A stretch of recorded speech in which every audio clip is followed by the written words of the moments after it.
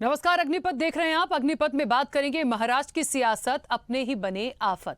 उत्तर प्रदेश के बाद महाराष्ट्र वो राज्य है जहां सबसे ज्यादा लोकसभा सीटें हैं। उत्तर प्रदेश में 80 तो महाराष्ट्र में 48 लोकसभा सीटें हैं। महाराष्ट्र में इस बार कांग्रेस और बीजेपी में कांटे की टक्कर देखने को मिल सकती है। 2019 के लोकसभा चुनाव के दौरान बीजेपी ने बहुत अच्छा प्रदर्शन किया था। शिवसेना के साथ गठबंधन में दोनों ने 41 सीटें जीती थी, जिसमें 23 पर बीजेपी तो 18 सीटें शिवसेना ने जीती थी। लेकिन इस बार स्थिति अलग है, क्योंकि इस बार बीजेपी की सहयोगी शिवसेना टूट गई है। प्रमुख गुट का नेतृत्व एकनाथ शिंदे कर रहे हैं, जिनका बीजेपी के साथ गठबंधन है। वहीं उद्धव बाला साहब ठाकरे गुट अब विपक्ष का पक्ष ले रहा है। राष्ट्रवादी कांग्रेस पार्टी यानी एनसीपी भी दो फाड़ हो गई है। अजीत पवार ने बीजेपी शिवसेना का गठबंधन सरकार के साथ किया, वहीं शरद पवार ने विपक्ष का पक्ष लिया है। अगर स्थिति पिछले लोकसभा चुनाव की तरह होती है तो बीजेपी 41 की संख्या को दोहराने के लिए, उन सीटों की संख्या को दोहराने के लिए आश्वस्त हो सकती थी। लेकिन अब हालात बदल गए हैं। बीजेपी को उम्मीद तो है कि वो शहरी इलाकों में अच्छा प्रदर्शन करेगी, लेकिन पार्टी इस बात को लेकर चिंतित भी है कि ग्रामीण इलाकों में उसका प्रदर्शन कैसा रहेगा। राज्य में इस समय कृषि संकट है। बेमौसम बारिश और अप्रत्याशित मौसम के कारण नियमित रूप से फसल को नुकसान हो रहा है। राज्य सरकार किसानों को मुआवजा तो दे रही है, लेकिन फसल क्षति एक नियमित परिदृश्य बन गई है। यह मुआवजा किसानों के लिए कभी भी पर्याप्त नहीं होगा। टमाटर और प्याज किसान पिछले एक साल में अलग अलग समय पर उन्हें निर्यात पर प्रतिबंध लगाकर घरेलू कीमतों को नियंत्रण में रखने के केंद्र के हस्तक्षेप से नाराज हैं। निर्यात प्रतिबंध के कारण गिरती कीमतों को लेकर किसानों में गुस्सा इतना अधिक है कि प्रतिबंध हटाने के लिए राज्य के मंत्रियों को केंद्र के साथ हस्तक्षेप करने का प्रयास करना पड़ा। कुल मिलाकर समस्याएं हैं तो उनका समाधान भी होना चाहिए, लेकिन सियासत के बीच जब अपने ही आफत बन जाए तो कैसे निकलेगा हल। इस चर्चा को आगे बढ़ाएंगे, लेकिन निश्चित तौर पर देखिए सवाल तो बड़ा है और ये भी है कि क्या महाराष्ट्र की सियासत में फिर एक बार बगावत होगी या फिर कुछ और होगा। और इन सब के बीच में जो आते हैं मुद्दे जो बड़े प्रमुख होते हैं, क्योंकि महाराष्ट्र की सियासत देख लीजिए, यहां पर चीजें बिल्कुल हटके ही आती हैं और सबकी अपनी मतलब सब एक से बढ़कर एक हैं। कोई किसी को अपने से कम नहीं आंकता यहां पर। तो निश्चित तौर पर क्या होगा, कुछ बदलाव होगा, बगावत करेंगे, फिर वो तस्वीरें दिखेंगी जो हम देख चुके हैं पहले। इस चर्चा को आगे बढ़ाएंगे। हमारे साथ मेहमान जुड़े हैं। सबसे पहले आपका परिचय करा दें। शिवसेना का पक्ष रखने के लिए मंगेश चौहान हमारे साथ जुड़े हैं। मंगेश जी, बहुत स्वागत चर्चा में जुड़ने के लिए। एनसीपी का पक्ष रखने के लिए क्लाइड क्रास्टो हमारे साथ जुड़े हैं। क्लाइड क्रास्टो जी, आपका भी बहुत स्वागत है। और बीजेपी का पक्ष रखने के लिए अजय पाठक हमारे साथ जुड़े हैं। अजय जी, आपका भी बहुत स्वागत है। चर्चा की शुरुआत पर सबसे पहले मंगेश जी आपसे करूंगी। मेरी आवाज पहुंच रही है? जय महाराष्ट्र। मंगेश जी, मुझे ऐसा लगता है हाँ। महाराष्ट्र की सियासत में सब कुछ ठीक चलेगा या फिर से हम बगावत देखेंगे। लोकसभा की तैयारी है और इस बार ये निश्चित तौर पर कहा जा रहा है, जिस तरह से चीजें पहले देखी गई हैं, क्या है शिवसेना की स्ट्रेटजी, कैसे वर्कआउट होगा, कुछ और उथल पुथल देखने को मिलेगी? नहीं, उथल पुथल कुछ देखने नहीं मिलेगी आपको अभी सुनिए। हेलो, हाँ बोलिए मंगेश जी। आवाज आ रही है? मेरी आवाज हाँ आ रही है? मंगेश जी, आ रही है, बोलिए। हेलो, उथल पुथल अभी कुछ होने वाली नहीं है। सभी महाराष्ट्र को, जनता को पता है कि अभी इस वक्त उद्धव बाला साहब ठाकरे गट नंबर एक पे आएगी सब चुनाव में। ये अभी आने वाला चुनाव अपना ये है सांसद का, फिर आगे दूसरा चुनाव आने वाला है और तीसरा आने वाला है। उसमें सब में महाराष्ट्र में एक ही चलेगा। बस अभी सभी को पता चल रहा है कि कौन क्या कर रहे हैं, कैसी सरकार गई, कैसा क्या किया इन्होंने। सभी जनता, अभी जो जितनी भी अपनी महाराष्ट्र की जनता है, सब खेडूत को पता चला है उनकी आज क्या परिस्थिति है। पूरा महाराष्ट्र में हाहाकार है। इन्होंने कुछ किया नहीं, खाली सरकार बनाते जा रहे हैं। बाकी कुछ काम का कुछ भी इनसे कुछ होने वाला नहीं है। सभी को पता है ये चीज। इसलिए कोई उथल पुथल, ये आप जो बोल रहे हैं ना, एक उथल पुथल की नहीं, लेकिन क्या आप ये कहना चाह रहे हैं कि जो एक राज चलेगा और वो होगा शिवसेना का? अब कोई नहीं, कोई बीजेपी नहीं, कोई कहीं नहीं। बीजेपी का क्या है, देखो सुनिए, बीजेपी अभी इतने सालों से हमारे साथ थी, बराबर है। आपको सबको पता है बीजेपी ने क्या किया, बराबर। हिंदुत्व बोलते हैं हम लोग, हिंदुत्व है। और अभी हमारे उद्धव साहब, हमारे जो पक्ष प्रमुख है, माजी मुख्यमंत्री उद्धव जी ठाकरे साहब, कि अभी इन्होंने हिंदुत्व छोड़ दिया। अभी मुझे आप बताइए, हमारे सब सदस्यों को मैं बताना चाहता हूँ कि जब अगर हमने हिंदुत्व छोड़ दिया है, बराबर है, तो अभी जो राष्ट्रवादी के अजित दादा पवार, बराबर है, इनको ये पक्ष में लेके इन्होंने घोटाला किया, बराबर ना, यही खुद बोल रहे थे ना। आपकी आवाज कट रही है मंगेश जी। हेलो, हाँ, अब आ रही है। अभी मैं कहना चाहता हूँ आपको, हाँ। तोड़म तोड़ तांबा पित्तल मोड़ तोड़ सरकार बनाई, बराबर है, अभी इनका हिंदुत्व किधर गया है बताओ मुझे। अभी हम हिंदुत्व छोड़ दिया, कांग्रेस के साथ गए। ठीक है मंगेश जी, मैं रोकूंगी बीच में, और इसलिए क्योंकि आपकी आवाज बहुत ज्यादा क्रैक हो रही है, मैं प्रॉपर नहीं सुन पा रही हूं, पर जितना आपने कहा उसको मैंने समझा है, और एक बार फिर से आपको हम कनेक्ट करने की कोशिश करते हैं। ठीक है, चलिए अजय जी, मेरी आवाज पहुंच रही है? हाँ अजय जी, शिवसेना कह रही है बीजेपी ने जो कुछ भी किया और करके दिखाया है, इस बार कुछ नहीं चलने वाला है, महाराष्ट्र की सियासत में सिर्फ शिवसेना ही होगी, और ये वही शिवसेना है जिसके साथ आप गठबंधन में थे, और उसके बाद क्या हुआ ये हम सब जानते हैं, उस विषय पे मैं नहीं जाऊंगी। राखी जी, शिवसेना तो हमारे साथ है, उनके साथ तो सिर्फ एक परिवार रह गया है, शिवसेना कहाँ उनके साथ है? उनके साथ तो बाप बेटे के अलावा कोई रह ही गया ना, पार्टी कहाँ रहेगी? पार्टी तो हमारे साथ है। शिवसेना तो बीजेपी के साथ गठबंधन में है। शिवसेना के पास बचा क्या है? अभी तो ग्राम पंचायत का चुनाव हुआ, चौथे नंबर पे आ गए, 50 सीटों से नीचे ग्राम पंचायत में वोट कैंडिडेट इनके जीते। सबसे बड़ी पार्टी बनके पंचायत चुनाव में बीजेपी आई है। और लोकसभा की जहां तक बात है, लोकसभा के अंदर बीजेपी इस बार 48 की 48 सीटें, बीजेपी गठबंधन के साथ 48 की 48 लोकसभा जीतने वाली है। शिवसेना तो हमारे साथ है, शिवसेना कहाँ उनके पास है? शिवसेना जो उनके पास है, जो उद्धव बाला साहब ठाकरे, उद्धव साहब और उनके बेटे, दो लोगों के अलावा उनके पास है कौन? ना जमीन पे कार्यकर्ता है, ना उनके पास कार्यक्रम है, ना नेता है। वो तो 2.5 साल जब मुख्यमंत्री रहे तो सिर्फ फेसबुक से सरकार चलाए। इनसे पूछिए कि कितने दिनों मंत्रालय गए, कितनी बार वो मंत्रालय में बैठे। 2.5 साल अपने घर में बैठ करके फेसबुक से सरकार चलाते रहे। फेसबुक से सरकार चलती है, इसलिए उनके खुद के विधायकों ने देखा कि हम क्या मुंह लेकर के जनता के सामने जाएंगे, तो सारे के सारे शिवसेना के लोग हमारे साथ आए, हमारे साथ गौरव सरकार बनाए, और वो एकनाथ शिंदे साहब मुख्यमंत्री हैं, और हमारे नेता आदरणीय देवेंद्र फडणवीस जी उप मुख्यमंत्री है। ये जनभावनाओं की सरकार चल रही है। इनके पास कोई जमीन नहीं बची है, सिर्फ अब बाप और बेटे की पार्टी रह गई है, बाकी कुछ नहीं बचा है। ठीक है, चलिए एक छोटा सा सवाल आप ही से मेरा, बीजेपी थोड़ा सा ग्रामीण इलाकों को लेकर काफी ज्यादा परेशान है, किसानों का कुछ मुद्दा आया है जिसको लेकर काफी ज्यादा जो निर्यात पे रोक लगा देते हैं। देखिए उसके पीछे रीजन कुछ भी हो, लेकिन यदि वो परेशान है, कई बार भिड़ना पड़ रहा है, जो स्टेट के मिनिस्टर्स हैं उनकी सेंट्रल में जाकर भिड़ंत हो रही है, बातचीत हो रही है, नोकझोंक हो रही है, क्या ये ठीक है? इसका कोई हल नहीं निकाला जा सकता है? बैठ के बात नहीं हो सकती है? राकेश जी, सब चीजों का हल निकल रहा है, कोई भिड़ंत नहीं है, उसके रास्ते निकल रहे हैं, और सब चीजें अपने रास्ते पे है। लेकिन आप ये समझिए कि जो ग्रामीण की बात कर रहे हैं, पंचायत चुनाव ग्रामीण में ही होता है। सबसे बड़ी पार्टी अभी 2 महीना पहले पंचायत चुनाव हुआ है, सबसे बड़ी पार्टी भारतीय जनता पार्टी बन करके आई है। बाकी के जो शरद पवार गुट है वो भी साफ हो गया, और उद्धव बाला साहब ठाकरे का गुट तो कहीं दिखता ही नहीं है। पूरे पंचायत चुनाव में कहीं भी नहीं दिखे हैं। सिर्फ और सिर्फ भारतीय जनता पार्टी और उसका गठबंधन ही पंचायत चुनाव में जीत करके आया है। कि महाराष्ट्र की जनता उन लोगों को पूरी तरह से नकार दी जिन लोगों ने नरेंद्र मोदी के, आदरणीय प्रधानमंत्री नरेंद्र मोदी जी का फोटो लगा करके इन लोगों ने वोट मांगा था। जैसे ही हमारे साथ गद्दारी किए, पूरे देश की महाराष्ट्र की जनता ने उनको पूरी तरह से नकार दिया। क्लाइड क्रॉस्टो जी, 1 मिनट आ रही हूं सर, कुछ भी नहीं बचा है। ठीक है, चलिए अजय जी वापस आऊंगी।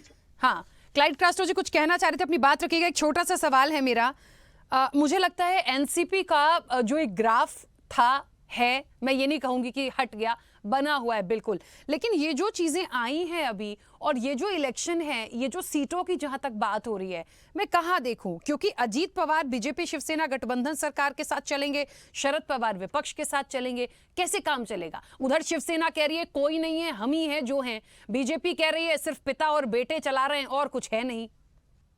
मैं है वो कहने दीजिए। बीजेपी को तो कोई दिखाई नहीं देता, वो अपने बस एक कुएं में रहकर अपना काम कर रहे हैं, करने दीजिए। मैं भाई साहब को सुन रहा था तो बोल रहे कोई दिखाई नहीं दे रहा है, तो शायद थोड़ा वो आपके चैनल वाले भी दिखा रहे, वो भी नहीं देख रहे, तो उनको कोई रोक नहीं सकता। देखिए बात मुद्दा ऐसा है, अजित पवार जी को छोड़कर जाना था, वो छोड़कर चले गए, ठीक है, वो अपना काम कर रहे, उन्हें करने दीजिए। मुद्दा ये है कि देश की जनता को एक ऐसी सरकार देने की प्रयास है जो इंडिया ग्रुप जो हम मिलकर कर रहे हैं, महाराष्ट्र महाविकास आघाड़ी जो इंडिया ग्रुप के साथ में है, हम मिलकर करेंगे ना, ठीक है, चुनाव आने दीजिए। अभी इनको इतनी घाई क्यों लगी है कि भाई अभी से सब सोच रहे कि ऐसा होगा वैसा होगा? देश की जनता को तय करने दीजिए, हम भी स्वीकार कर लेंगे, उन्हें भी स्वीकार करने दीजिए। मुद्दा ये है, अगर किसी को छोड़कर जाना था, मेरा सवाल ये है, ये बड़ी बड़ी बात कर रहे हैं ना कि भाई फेसबुक से सरकार चला रहे थे, मेरे सवाल का जवाब ये भी दे दीजिए कि महाराष्ट्र में जब बात कर रहे थे कि जो लोग जिन्हें किरीट सोमैया कहते थे कि स्कैम कर रहे हैं, इनके ये दागी है वो दागी है, जेल में जाएंगे, इस तारीख को जेल में जाएंगे, हमारे पास फाइल है, ट्रक भर के फाइल है, गाड़ी भर के फाइल है, तो वही लोग जब रातों रात बीजेपी में शामिल हो जाते तो दूसरे दिन दूध के धुले बन जाते, वॉशिंग मशीन में चले जाते। इनके तो एक नेता ने महाराष्ट्र के असेंबली में कहा था कि हमारा वॉशिंग पाउडर गुजरात से आता है, वही वॉशिंग पाउडर में हम लोगों को डालकर साफ करते। तो उस चीज का भी जवाब दीजिए। जिन जिन के पास कोई स्कैम हो या ईडी जाने वाली हो या कोई पत्र व्यवहार ऐसा हुआ कि उनको तकलीफ होने वाली है, वो सोचते हैं भाई हम बीजेपी में जाके वॉशिंग मशीन में बैठ जाएंगे, साफ हो जाएंगे। तो ये साफ जो कर रहे हैं, साफ सफाई का जो फॉर्मूला, वो देश की जनता को बताइए। इधर उधर की बातें कर रहे हैं तो ये सब बताइए ना। मैं तो नाम लेकर भी बोल सकता हूँ, कितने लोग हैं, किरीट सोमैया जी का नाम ले रहा हूँ। किरीट सोमैया जी कितने लोगों के बारे में कहते थे कि आज ये जाएंगे जेल में, ये तारीख को ये जेल में जाएंगे, इनकी ये फाइलें हमारे पास है। उन सब लोगों का क्या हो गया? सबको क्लीन चिट दे दिया। तो ये सब वॉशिंग मशीन की जो बिजनेस है इनका, वही काम चल रहा है। यहाँ वहाँ करने की बात जो है ना, देश की जनता जो है ना वॉशिंग मशीन में नहीं मानती। देश की जनता जो है वो वोट देने में मानती है, और हम राह देखते हैं। हम भी स्वीकार करेंगे जो देश की जनता को मान्य है, हम भी मान्य करेंगे। तो रुकिए, थोड़ा इलेक्शन आने दीजिए, आगे देखेंगे क्या होना है। ठीक है, बिल्कुल। चलिए मंगेश जी, आवाज पहुंच रही है मेरी? चलिए मंगेश जी हमारे साथ नहीं जुड़े हैं फिलहाल, ठीक है, उनका भी पक्ष आना चाहिए था, उनको कनेक्ट करने की कोशिश कर रहे हैं। हाँ अजय जी बोलिए, कुछ कहना चाह रहे हैं? मैं ये बोल रहा हूँ, ये बोल रहे हैं कि देश की जनता इनको जवाब देगी। अभी तो पांच राज्यों में चुनाव हुए और इस देश की जनता ने पांचों राज्यों में जवाब दिया ना। यही सारे मुद्दे लेकर के तो आप आए थे ना इलेक्शन में, यही सब चीजें आपके पास थी ना जो आप अभी बोल रहे हो। और आपने देखा कि 3 राज्यों में कैसे बम्पर जीत बीजेपी की हुई है, मध्य प्रदेश से लेकर के छत्तीसगढ़ राजस्थान तक। आप लोग कहां पे हैं? पूरी की पूरी इनसे पूछिए कि इनके पास एनसीपी कहां है। एनसीपी अजीत दादा के साथ, पूरी की पूरी एनसीपी तो बीजेपी के साथ आज अजीत दादा उप मुख्यमंत्री और हमारे साथ है। इनके पास क्या बचा हुआ है? लेकिन लोकसभा के लिए उन्होंने कहा, अजय जी, लोकसभा के लिए पूरा एक अलायंस अभी खड़ा है। हाँ, अलायंस खड़ा है। हाँ, अलायंस में जिसके पास कोई जमीन नहीं है, अभी देखिए किस तरह के झगड़े चालू हो गए। जो बाप बेटे की पार्टी है शिवसेना, वो 23 सीटें मांग रहे हैं। तो इनको क्या मिलेगा? इनको तो एनसीपी के तो 3 सीटें भी नहीं मिलने वाली इस हिसाब से। सबसे बड़ी पार्टी आज के समय में इनके हिसाब से तो कांग्रेस है, क्योंकि कांग्रेस, एनसीपी हमारे साथ है और शिवसेना हमारे साथ है। तो इनके पास क्या बचा है? कांग्रेस है। कांग्रेस को कितनी सीटें देंगे? ठीक है, इस अगर महाराष्ट्र की बात करें तो कांग्रेस सबसे बड़ी पार्टी है। राकेश जी, ये बीजेपी के प्रवक्ता का होमवर्क बहुत थोड़ा कमजोर है। अब तो होशियार है, तो आपको तो एक चीज पता ही होगा कि आज जब हम और आप बात कर रहे हैं, इस समय अभी कितना बजा है? 5:45 हुआ। आज भी इलेक्शन कमीशन ऑफ इंडिया के रजिस्टर में नेशनलिस्ट कांग्रेस पार्टी के अध्यक्ष जो है शरद चंद्र पवार साहब है, और ये नेशनलिस्ट कांग्रेस उनके नाम रजिस्टर है। अभी तक अजीत पवार जी को कोई पक्ष मिला नहीं है, ना कोई डिसाइड हुआ नहीं है। अब ये शगुफा छोड़ने से कुछ नहीं होने वाला है। अजीत पवार राष्ट्रीय अध्यक्ष है, उन्होंने और पूरी की पूरी पार्टी उनके साथ है। ये आप इलेक्शन की और इनकी बातें करते रहिए। पूरी की पूरी पार्टी अजीत दादा के साथ है, उनके सारे विधायक अजीत दादा के साथ है। आपके साथ कौन बचा हुआ है? मशीन में आप डाल नहीं सकते।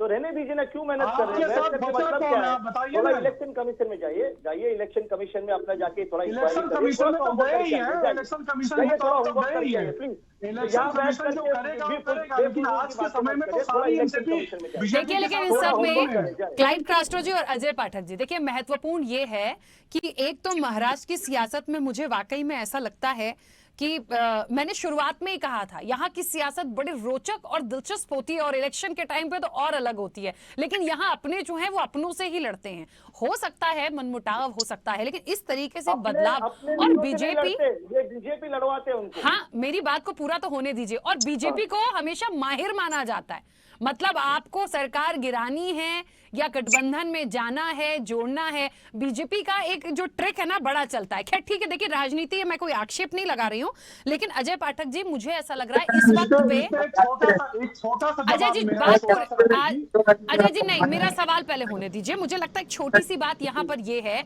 आपस में लड़िए भिड़िए जो भी करना है, महाराष्ट्र की जनता बहुत समझदार है, लेकिन जो मुद्दे हैं ना उस पर भी काम करना होगा। जनता का हित नहीं होगा, किसानों का हित नहीं होगा, जो मुख्य मुद्दा होगा उसकी समस्या हल नहीं होगी, कुछ नहीं मिलेगा। राखी जी, आपने बताया कि बीजेपी तोड़ने जोड़ने में माहिर है। इसके लिए तो जो इनके सर्वोच्च नेता हैं उनका तो इतिहास ही है कि 4 बार मुख्यमंत्री वो किस तरह से बनी। वो तो जोड़ तोड़ के, जिन्होंने पहली बार उनको प्रोजेक्ट किया, सबसे पहले तो उन्हीं को गिरा करके उन्हीं को हटा करके मुख्यमंत्री बनी। इनसे पूछिए जिन्होंने राजनीतिक गुरु जो इनके थे, जिनको पहली बार उन्होंने सत्ता में ले आया, उन्हीं को सत्ता से बेदखल करके वो मुख्यमंत्री बने। आदरणीय शरद पवार जी जो श्रेष्ठ नेता महाराष्ट्र के, सबसे ज्यादा इल्जाम तो उनके ऊपर इसी बात का है। चलिए ठीक है अजय जी, ठीक है, पर्टिकुलर हम उस बात पे ना जाएं जोड़ तोड़ पे, मैंने मुद्दों की भी बात की है। देखिए जो जिसके नाम पे ठप्पा लगा है वो तो है, उसे हम नहीं बदल सकते। जो राजनीति में देखा है वो तो सबके सामने है। मेरी मन की बातें तो है नहीं, आपके मन की बातें। भारतीय जनता पार्टी इस देश में सुशासन की राजनीति के लिए जानी जाती है। भारतीय जनता पार्टी ने 27 साल शिवसेना के साथ गठबंधन करके छोटे बड़े भाई की भूमिका में रही। शिवसेना के उद्धव साहब ठाकरे ने बीजेपी के साथ गद्दारी किया और गद्दारी का नतीजा ये निकला कि आज उद्धव साहब ठाकरे का जो रुतबा था बाल साहब ठाकरे के बेटे को लेकर के आज कुछ भी नहीं बचा। ठीक है, चलिए एक एक करके अपनी बात रखिए। मंगेश जी भी हमारे साथ जुड़ गए एक बार फिर से। मंगेश जी, भारतीय जनता पार्टी बोल रही है आज उनके पास सब है, ठीक है। उन्होंने एनसीपी को टारगेट करते हुए ये बात बोली थी कि आज अजीत पवार की बात कर लीजिए, शिवसेना की बात कर लीजिए, सब तो हमारे हैं। तो उन्होंने पर्टिकुलर उनके लिए बोला। लेकिन आपके लिए एक बात और है कि सिर्फ पिता और बेटे ही बचे हैं, बाकी तो पूरी की पूरी शिवसेना उधर ही है। तो कर क्या लेंगे? ऐसे कौन ये बोल रहे हैं? मेरे भारतीय जनता बड़े भाई पार्टी, बोल रहे भारतीय हैं जनता कि पार्टी बोल रही है। खाली पिता और पुत्र बचे हैं। ये अभी जो बांद्रा में जो मालूम है आपको, धारावी के अंदर जो मोर्चा हुआ उसमें आपको पता चला होगा कि खाली पिता पुत्र है कि पूरी मुंबई उनके साथ है, पूरा महाराष्ट्र उनके साथ है। आपने देखा ना, आपने देखा होगा खुद। ये बोलने से थोड़ी मानने वाले हम लोग। हमारे साथ पूरा महाराष्ट्र है, मैं दावे के साथ बोल रहा हूं। और देखो आने वाले चुनाव के अंदर सब इनको पता चलेगा। आज किसानों की जी परिस्थिति, जो परिस्थिति है पूरी मुंबई के अंदर, आज किसान हर गांव में, हर शहर में, तालुके में, जिले में ये आंदोलन जो छेड़ रही है, ये काय के लिए छेड़ रही है? फिर अगर इनके साथ पूरा महाराष्ट्र है, ऐसा ये दावा कर रहे हैं, शिवसेना मेरे साथ है, अपना एनसीपी मेरे साथ है, शरद अपना अजीत दादा मेरे साथ है, सब इनके साथ है, तो फिर ये कौन कर रहा है? अभी देखो, जो मराठा आरक्षण के बारे में मैं बोलना चाहूंगा। अभी देखो वो मराठा आरक्षण का अभी कुछ कर नहीं पाए, बराबर है। अभी इसके लिए इन्होंने ये डेट, तारीख पे तारीख, अभी तारीख चल रही है इनकी। अभी देखो जरांगे पाटिल साहब ने बोला है कि मैं मुंबई के अंदर पूरा आंदोलन करूंगा, आमरण उपोषण करूंगा। अभी देखो, अभी पता चलेगा कुछ ही दिनों के अंदर वो भी है। देखो लोगों का समाधान कहाँ हुआ है। अभी आरक्षण की जो बात थी, ये तो जब भी हमारे फडणवीस साहब जब भी मुख्यमंत्री थे तभी की। अभी और ये भाई साहब बोल रहे हैं कि 2.5 साल अपने YouTube के माध्यम से किया। अभी उसमें आपको पता, मैं चैनल को बताना चाहता हूं कि 2.5 साल के अंदर कोविड कितना दिन तक था पूरा देश के अंदर, और उसी देश में हमारे उद्धव साहब मुख्यमंत्री थे। अगर वो कुछ काम नहीं किए हैं तो देश भर के इसमें उनका प्रथम क्रमांक कैसा आया, ये बतावे मुझे। ये अगर बोल रहे हैं कि यूट्यूब के माध्यम से काम कर रहे हैं, उद्धव साहब ने जो काम किया है महाराष्ट्र की पूरी जनता को पता है कि इन्होंने काम किया है करके आज हम लोग सब लोग हैं।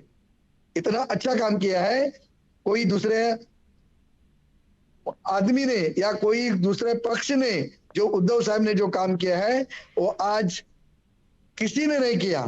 खाली वो यूट्यूब के माध्यम से इसलिए कर रहे थे कि देखो पूरा देश के अंदर कोविड का प्रभाव इतना था। आज सब हमारा अभी पता चलेगा। देखो मैं ज्यादा बात करने से कुछ नहीं है, अभी 2 महीने का आपको खुद ही पता चलेगा। फिर मैं आता हूँ आपके साथ डेबिट के लिए। देखो बिल्कुल, वो कितनी तो हमारे है ही आते। सर। हाँ। वो तो चलेगा ही। लोकसभा में मुझे तो ये देखना है कि अब शिवसेना की कितनी सीटें हैं, कांग्रेस का कुछ हो पाएगा कि नहीं, जो गठबंधन में उनका कुछ होगा कि नहीं, कि बीजेपी किसी के साथ जो है उसका होगा कि नहीं। तो बड़ा रोचक होगा। कुछ कह रहे हैं अजय जी, बोलिए। राखी जी, मैं ये बोल रहा था, ये जो बोल रहे हैं यूट्यूब और फेसबुक से, हाँ 28 साल तक अपने घर से बाहर नहीं निकले, मंत्रालय तक नहीं आए। पूरे अपने कार्यकाल में 2 बार उद्धव साहब मंत्रालय आए, 2.5 साल घर के बाहर निकले। और वहीं विपक्ष के नेता थे। आप सुनिए, बीच में नहीं बोलिए। वहीं विपक्ष के नेता थे देवेंद्र फडणवीस जी, पूरे महाराष्ट्र के एक-एक जिले में 2-2 बार 4-4 बार गए।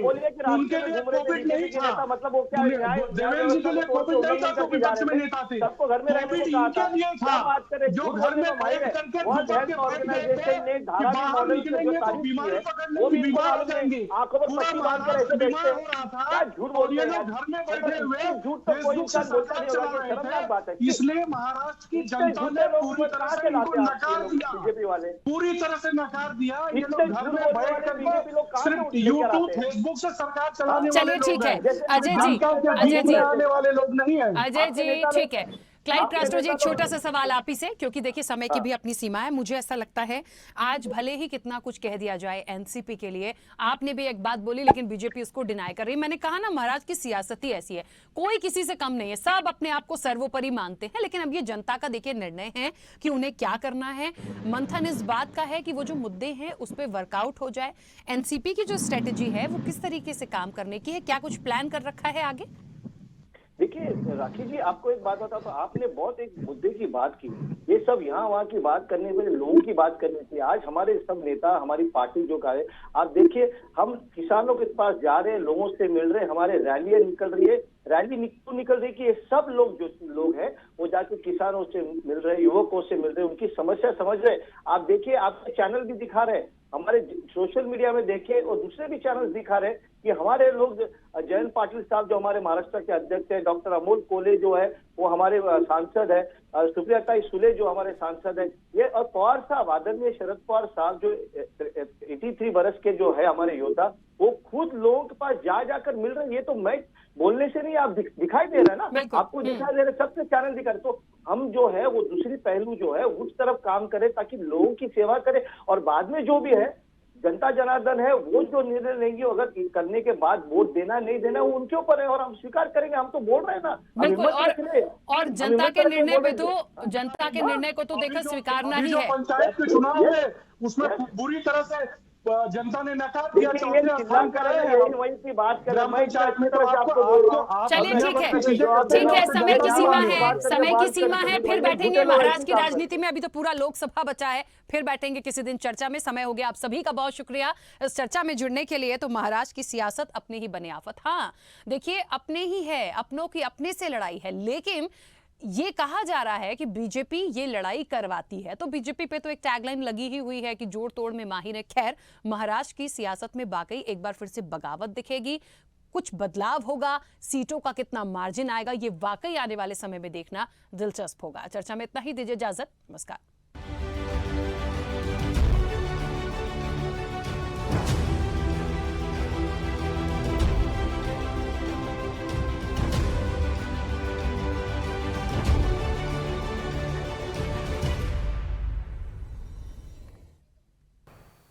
ऐसे ही वीडियोस के लिए लाइक करें, शेयर करें, फॉलो करें। YouTube पर जाकर सब्सक्राइब कर बेल आइकन दबाना ना भूलें और ताजा अपडेट्स के लिए swedeshlive.com पर जरूर जाएं।